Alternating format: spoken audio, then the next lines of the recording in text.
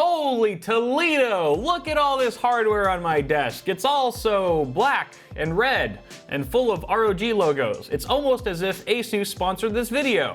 In fact, they did. Thanks, Asus. It's been a long time since I've had this many high-end and unique PC components on my desk at the same time, so I'm very excited right now. This is like the best Wednesday ever. So that's what we're doing today, is just cramming all these beautiful objects together in hopes of turning it into a functioning gaming PC. We have a lot of stuff going on here, so let me just get right into it. For starters, we have our case, the Asus ROG Helios.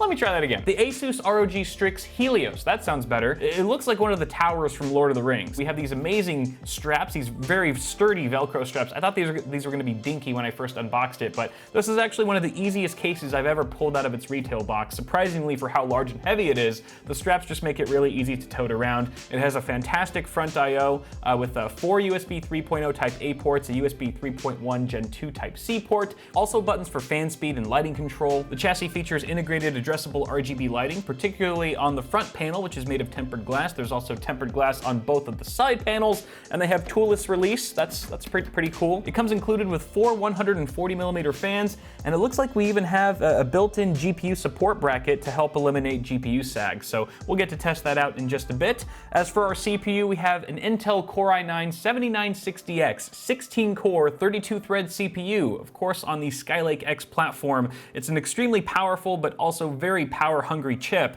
but we've come prepared. We have an Asus ROG Rampage 6 Extreme Omega X299 chipset motherboard.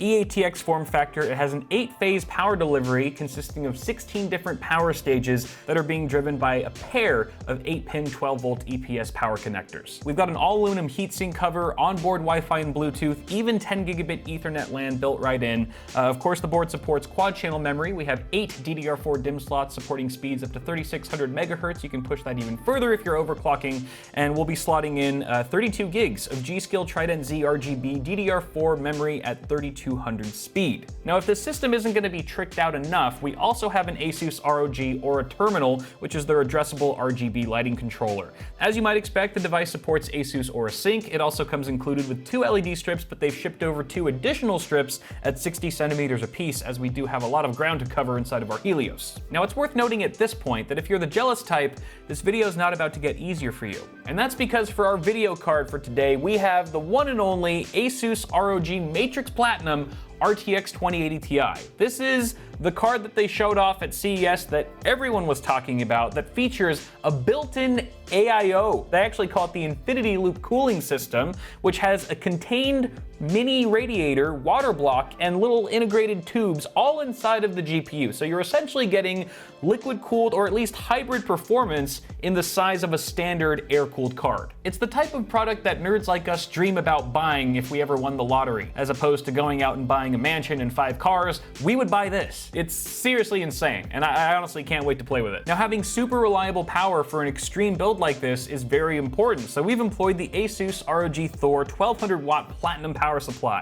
It's 80+ platinum certified, as the name suggests, fully modular, has beautifully sleeved cables, and we have that handy OLED display that shows our power draw from the wall. Our last Asus component up here is the ROG Ryujin 360mm liquid AIO, because why should our GPU have all the fun and be the only one who gets wet? Our CPU deserves some liquid lovin' too, especially for all the heat that it outputs. We have 3 beautiful Noctua NF F12 fans that are extremely quiet and very efficient at dissipating heat. The unit also has a very attractive water block with addressable RGBs, customizable OLED screen, and the list goes on and on. And then the final part is a storage drive. I saved the smallest for last. This is a WD Black SN750 M.2 PCI Express 3.0x4 SSD. And it's a 500 gig stick, so we're just gonna be slotting it into our motherboard. I haven't decided where yet, so many options, but I think that's everything. Wow, okay.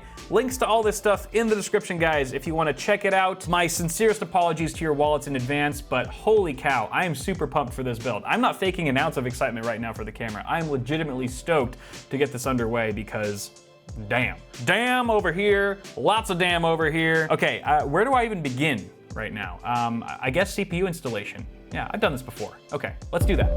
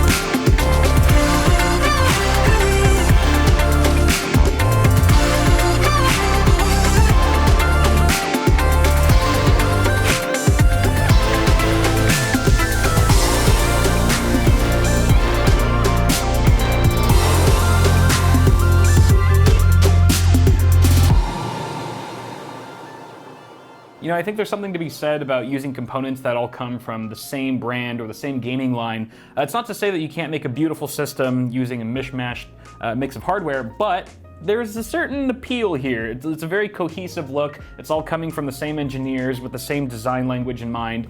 It's a thing of beauty. The other perk here of using all ROG parts, for example, is that the lighting just matches. Like the teal on the graphics card is the same as the teal on the LED strip, is the same on the motherboard because it's all, again, from the same source. Obviously the G-Scale RAM doesn't count, but never mind about that. The other benefit is that the lighting effects sync really well across all the hardware. I mean, you can have a build with, 12 different components, all from different brands, and they're all supported by the same apps, Gigabyte Fusion, Asus OrSync, but that doesn't mean they're actually going to work together well in practice. You might have 80% of your parts that are all doing the same effect that you told it to, but there's always those 2 or 3 confused components that have no idea what glowing yo-yo is, and so they start dancing to a different tune and it completely throws off the vibe and ultimately the appearance of your system. Not here. It's completely uniform and it's awesome.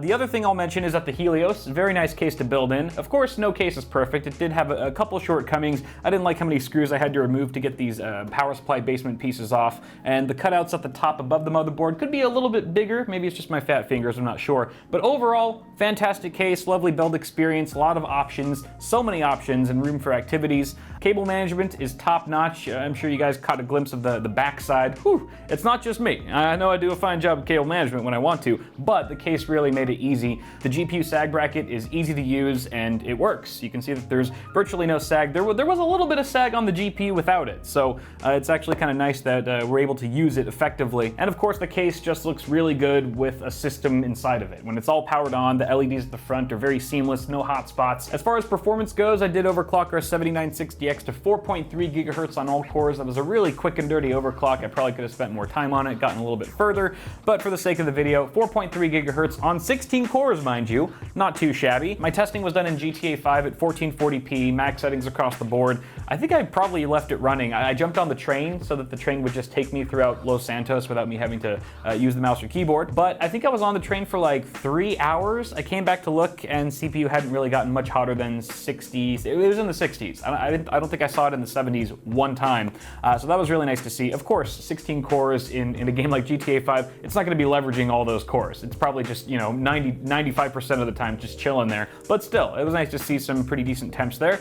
We also have a 40 megahertz core clock offset on the GPU, so very small manual overclock because the thing's already pushed balls to the wall from the factory. But our clock speed was hovering anywhere between 2000 and 2100 megahertz. I also dialed in a 900 megahertz memory clock just fine. Within the 3 hours of GTA 5, mind you, all side panels were installed on the case. I think I didn't see it get much hotter than 68 degrees Celsius. That was as hot as it got. Now, of course, there's a fair chance you would see lower temperatures if you threw a custom loop onto this GPU, but that defeats the entire purpose of this product, which is to contain everything into the form factor of a single graphics card. No external radiator, pump, reservoir tubing. So considering what they were trying to achieve with this product, I think they did a pretty good job. And the performance is nothing to scoff at. I think I ran Firestrike Extreme. Firestrike Extreme got 17,278 on the overall score and 17,746 on the graphics score. So, wow, this thing is a beast, and it's very quiet. It's extremely quiet. I don't know